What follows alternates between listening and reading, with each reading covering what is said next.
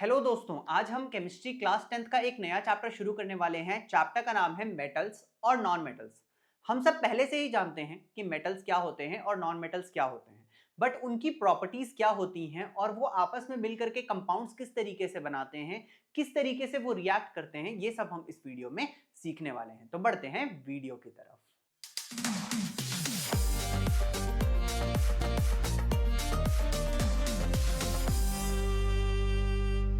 तो दोस्तों, मेरा नाम है आयुष अग्रवाल और सबसे पहले हम समझते हैं कि मेटल्स की प्रॉपर्टीज क्या क्या होती हैं। तो मेटल्स के अगर अपन प्रॉपर्टीज की बात करें तो मेटल का सबसे पहला प्रॉपर्टी होता है कि मेटालिक लश्यर होता है। अब दोस्तों, ये लश्यर क्या होता है? लश्यर का मतलब होता है चमक। मेटल जो होते हैं उनके सरफेस में एक चमक होती है जिसको हम बोलते हैं लश्यर। तो जो मेटल होते हैं उनके ऊपर मेटालिक लश्यर होता है। लेकिन एक ऐसा मेटल होता है जो मेटालिक लश्यर शो नहीं करता है, दैट इज लेड। लेड जो है दोस्तों, वो डल अपीयर कर सकता है, मतलब उसका जो सरफेस है वो मेटालिक शाइन शो नहीं करेगा। नेक्स्ट प्रॉपर्टी अगर अपन देखें तो मेटल्स जो होते हैं, अगर अपन उनके हार्डनेस की बात करें तो मेटल जो होते हैं वो बहुत ज्यादा हार्ड होते हैं। ठीक है, मतलब वो बहुत स्ट्रांग होते हैं। मेटल्स जो हैं वो काफी हार्ड होते हैं, लेकिन इसमें भी एक्सेप्शंस हैं।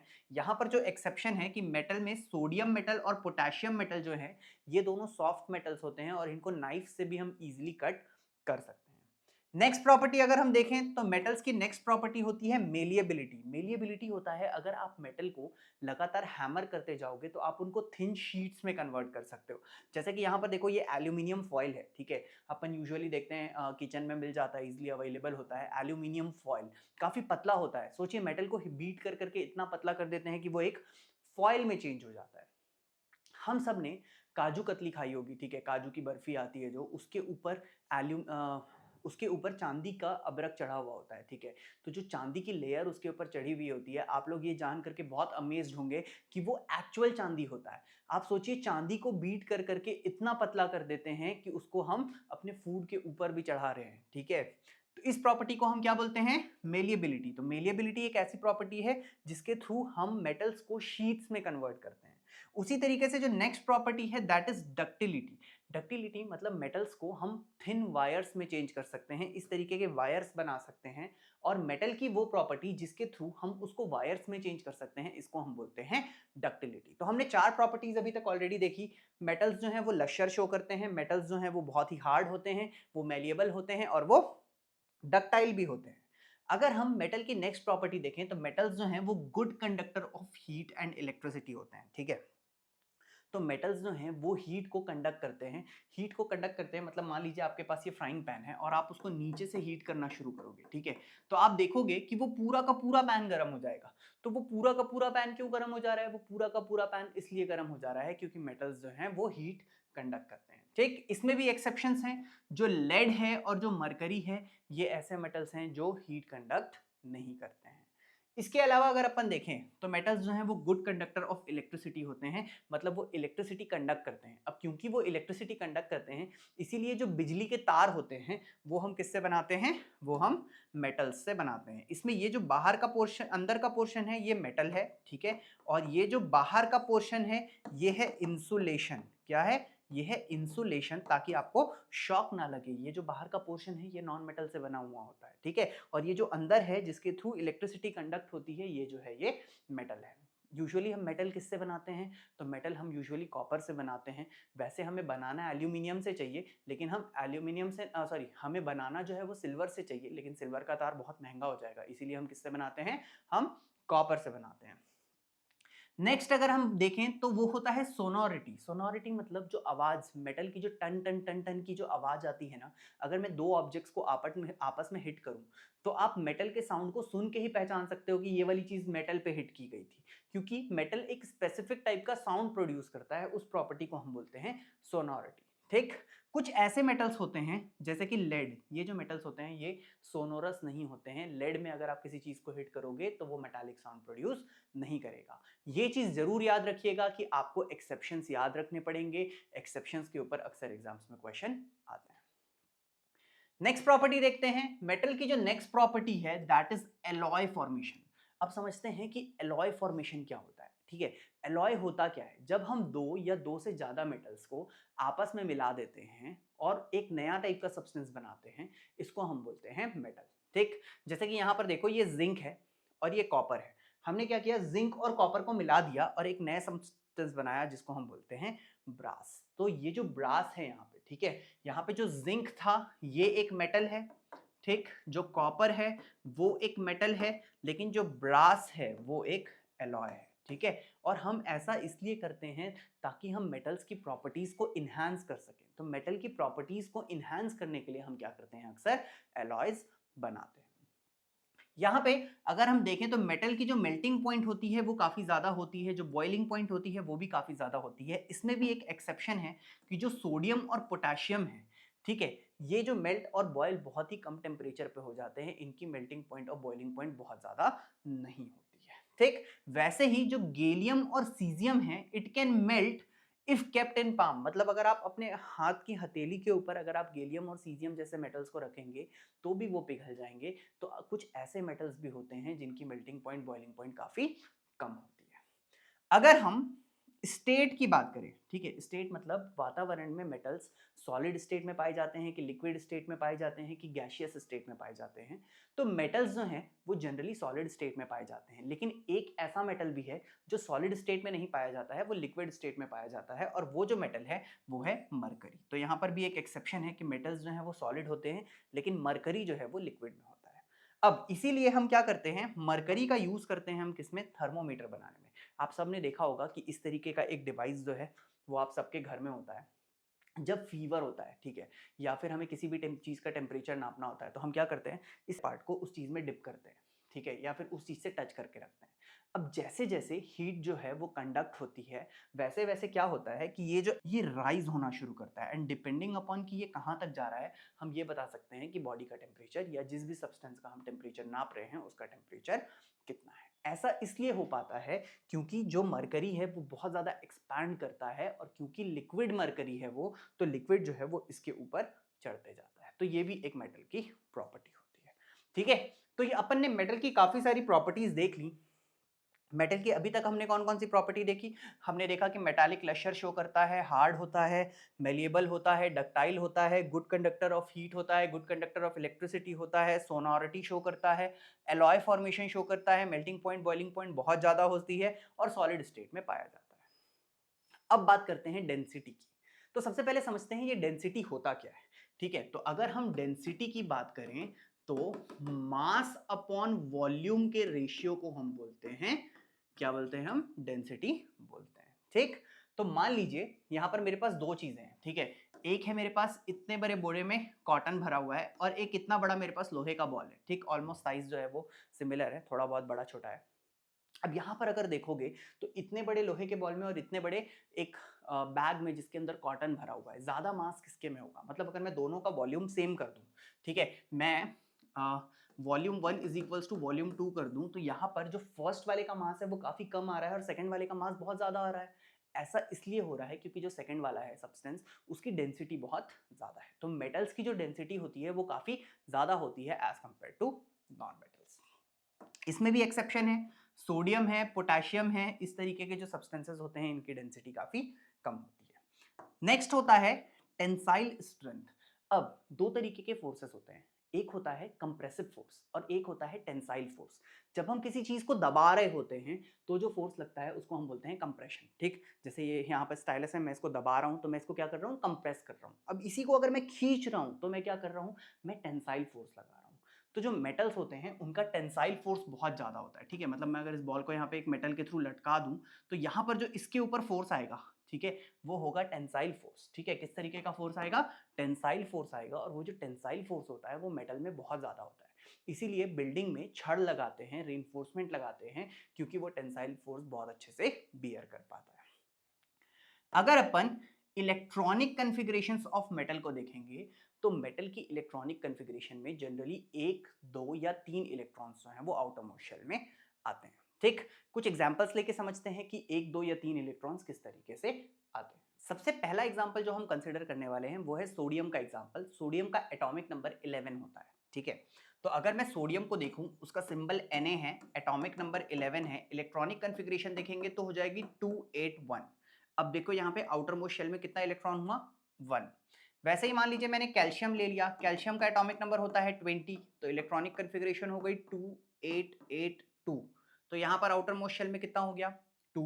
एक और एग्जांपल लेते हैं, मैग्नीशियम एटॉमिक नंबर 12, तो यहाँ पर हो गया 282, 2 और 8 10, 10 और 2 12, तो आउटर मोस्ट में कितना हो गया 2। वैसे ही एक और लेते हैं, एल्यूमिनियम एटॉमिक नंबर 13, तो 283। तो जनरली जो मेटल्स होते हैं उनकी आउटर मोस्ट इलेक्ट्रॉनिक कन्फिग्रेशन, अगर आप इलेक्ट्रॉनिक कन्फिग्रेशन देखोगे तो उनके आउटर मोस्ट शेल में या तो एक इलेक्ट्रॉन होता है या दो इलेक्ट्रॉन होता है या फिर तीन इलेक्ट्रॉन होता है। अब डिपेंडिंग अपॉन कि एक इलेक्ट्रॉन है कि दो इलेक्ट्रॉन है कि तीन इलेक्ट्रॉन है, वो अपना ऑक्टेट कंप्लीट करने के लिए हमेशा इलेक्ट्रॉन डोनेट करते हैं। और जब वो इलेक्ट्रॉन डोनेट करते हैं तो होता क्या है, जब वो इलेक्ट्रॉन डोनेट करते हैं तो होता क्या है कि वो इलेक्ट्रोपॉजिटिव कैरेक्टर शो करते हैं, क्योंकि वो पॉजिटिव आयंस में चेंज हो जाते हैं। जैसे कि अगर ये सोडियम एक इलेक्ट्रॉन दे दे, ठीक है, माइनस कर लो 1 इलेक्ट्रॉन, तो वो बन जाएगा Na पॉजिटिव। वैसे ही अगर ये एल्यूमिनियम है, ये 3 इलेक्ट्रॉन दे देगा अगर, तो ये बन जाएगा Al पॉजिटिव 3। तो ये जो मेटल्स होते हैं, जब ये इलेक्ट्रॉन्स दे देते हैं तो ये आयंस में चेंज हो जाते हैं, पॉजिटिव आयंस बनाते हैं, इसलिए ये इलेक्ट्रोपॉजिटिव कैरेक्टर शो करते हैं और पॉजिटिव आयंस को हम यहाँ पर कैटायंस बोलते हैं।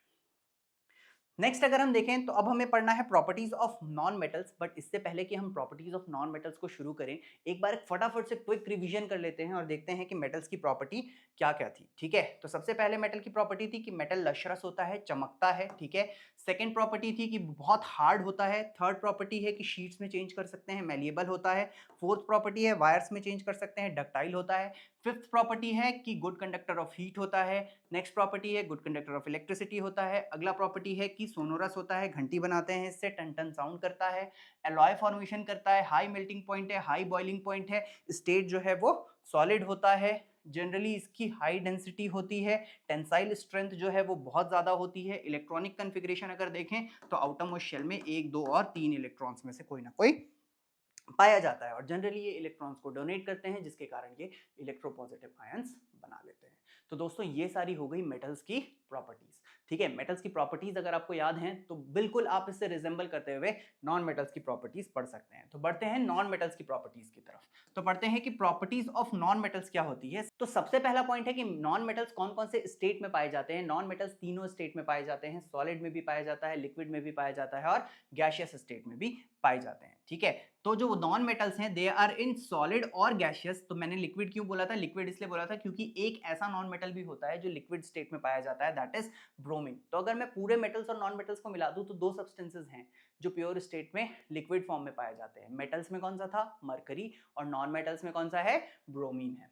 ये नॉन लश्रस होते हैं। ठीक, सेकंड पॉइंट है कि ये नॉन लश्रस होते हैं। अब अभी अभी मैंने बताया था लश्यर मतलब होता है चमक, तो नॉन लश्रस हो गया मतलब ये चमकते नहीं है। इसका भी एक एक्सेप्शन है आयोडीन। अगर आप आयोडीन को देखोगे तो आयोडीन जो है वो लश्यर शो करता है। ठीक है, तो आयोडीन जो है वो लश्यर शो करता है, बाकी जो है वो लश्यर शो नहीं करते हैं। नेक्स्ट प्रॉपर्टी इसकी वो ब्रिटल होते हैं, चूरा हो जाएगा। ठीक है, जैसे इस कोल के पीस को देखो, अगर आप इसको हैमर से हिट करोगे तो वो क्या होगा, वो चूरा हो जाएगा, वो ब्रिटल है। ठीक है, तो एक प्रॉपर्टी हो गई कि जो नॉन मेटल्स होते हैं वो कैसे होते हैं, वो ब्रिटल होते हैं। अगला, they are poor conductor of electricity. Electricity के पुअर कंडक्टर हैं, इलेक्ट्रिसिटी कंडक्ट नहीं करते हैं। लेकिन इसमें फिर से एक एक्सेप्शन है। एक्सेप्शन क्या है, एक्सेप्शन है कि ग्रेफाइट, ग्रेफाइट को हम पेंसिल सेल में यूज करते हैं। ठीक है, जो बैटरीज हम घर पे यूज करते हैं, रिमोट में जो बैटरी लगाते हैं, ठीक है, अगर थोड़े खुरापाती टाइप के होंगे और अगर कभी बैटरी तोड़ के देखे होगे तो देखना उसके अंदर काले कलर की एक रॉड निकलती है छोटी सी। वो जो काले कलर की रॉड होती है वो ग्रेफाइट की रॉड होती है और वो इलेक्ट्रिसिटी कंडक्ट करती है। तो एक एक्सेप्शन है कंडक्टर ऑफ इलेक्ट्रिसिटी में, वो एक्सेप्शन है ग्रेफाइट। ठीक है, अगर मैं यहाँ पे स्टेट की बात करूं तो देखो कार्बन जो है ये था सॉलिड स्टेट में। यहां पर अगर आप हाइड्रोजन गैस को देखोगे या फिर ऑक्सीजन गैस को देखोगे तो ये दोनों कौन से स्टेट्स में है, गैसियस स्टेट में। तो जो नॉन मेटल्स होते हैं वो सॉलिड या गैसियस स्टेट में पाए जाते हैं और लिक्विड में सिर्फ एक ही पाया जाएगा, दैट इज ब्रोमीन। ठीक, नेक्स्ट अगर अपन देखें तो जो नॉन मेटल्स होते हैं उनकी जो मेल्टिंग पॉइंट होती है और जो बॉइलिंग पॉइंट होती है वो कम होती है एज कंपेयर टू मेटल्स, काफी कम होती है। इसमें भी एक्सेप्शन है। अगर अपन एक्सेप्शन देखें तो दैट इज ग्रेफाइट, जिसकी मेल्टिंग पॉइंट और बॉइलिंग पॉइंट बहुत ज्यादा होती है। ठीक है, वैसे अगर आप जानते होंगे तो जो न्यूक्लियर पावर प्लांट्स होते हैं, ठीक है, उसमें भी कार्बन रॉड्स का इस्तेमाल किया जाता है क्योंकि उसकी मेल्टिंग पॉइंट बहुत ज्यादा होती है।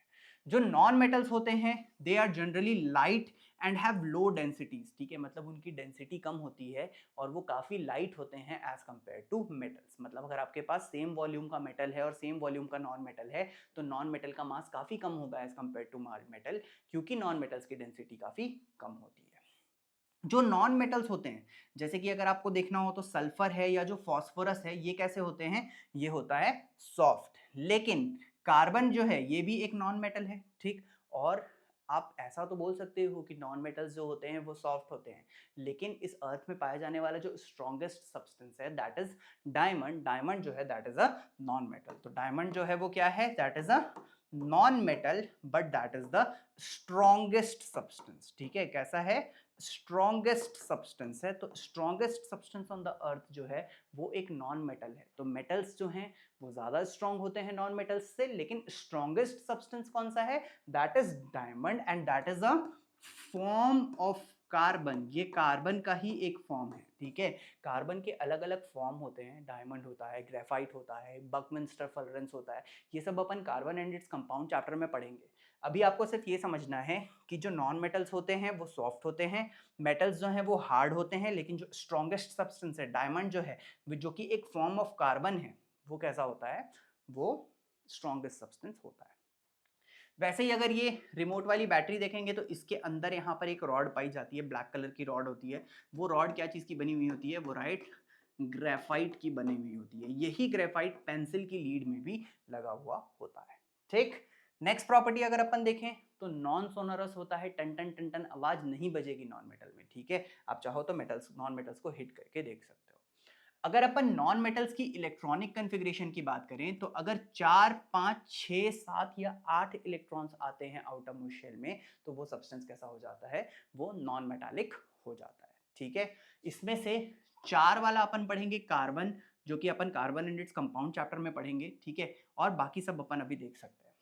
अगर सब्सटेंस के लास्ट शेल में 8 इलेक्ट्रॉन्स हो जाएंगे, ठीक है, 8 इलेक्ट्रॉन्स हो जाएंगे लास्ट शेल में, तो वो नोबल गैस प्रजाति का हो जाएगा। वो किसी भी चीज से रिएक्ट नहीं करेगा, वो इनर्ट नेचर का हो जाएगा, ठीक है। वो गैसेस हो जाएंगी, जैसे कि हीलियम गैस हो सकता है, नियॉन गैस हो सकती है, आर्गन गैस भी हो। अगर अपन आउटर मोस्ट इलेक्ट्रॉन्स में 7 इलेक्ट्रॉन्स वाला देखें तो एक एग्जांपल देखते हैं। मान लीजिए मेरे पास है क्लोरीन। क्लोरीन का एटॉमिक नंबर होता है 17, तो इलेक्ट्रॉनिक कन्फिग्रेशन हो गई 287।